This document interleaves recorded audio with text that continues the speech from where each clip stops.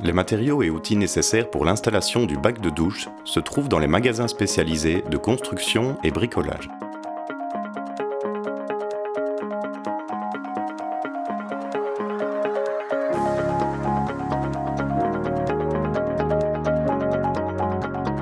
Le revêtement ou base de support du bac doit être solide, sec, propre et être parfaitement à niveau. Une bonne option est d'utiliser des carreaux en céramique qui permettent de travailler proprement, rapidement et confortablement. Pour la construction du branchement de la bonde, il faudra d'abord prendre les mesures du trou central du bac à installer. Au cas où vous ne disposez pas encore du bac, demandez à votre revendeur la fiche technique du bac qui contient ses coordonnées.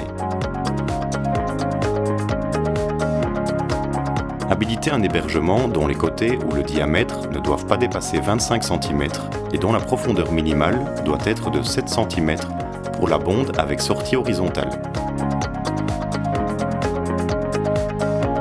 Dans cet hébergement devra arriver un tube souple de 40 mm depuis le branchement de l'habitation pour une connexion avec la bonde. Installez la bonde centrée dans l'hébergement et vérifiez l'étanchéité du joint.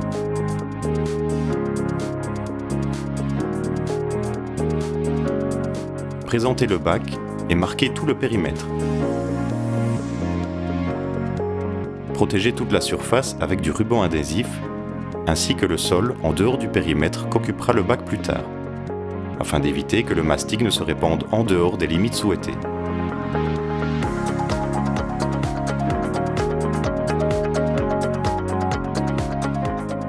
Préparez le mortier et remplissez tout l'espace autour de la bonde en vous assurant qu'il est complètement centré par rapport au trou du bac à installer et au niveau du sol qui servira pour la base du bac.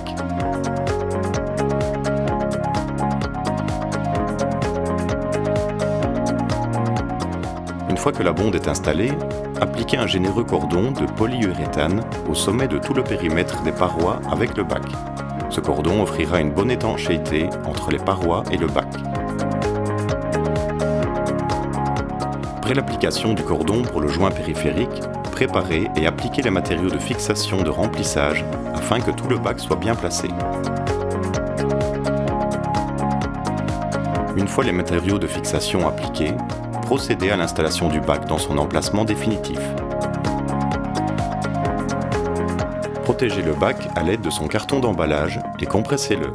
La base du bac doit être en contact avec les matériaux placés à la base. Terminez l'installation de la bonde au bac en utilisant les joints fournis. Fixez-les bien pour assurer une étanchéité maximale.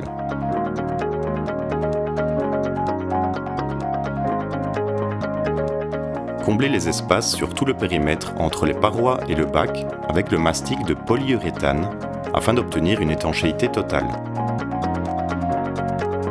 Retirez délicatement le ruban adhésif de protection autour du périmètre du bac. Avec le bac bien protégé, finalisez le carrelage.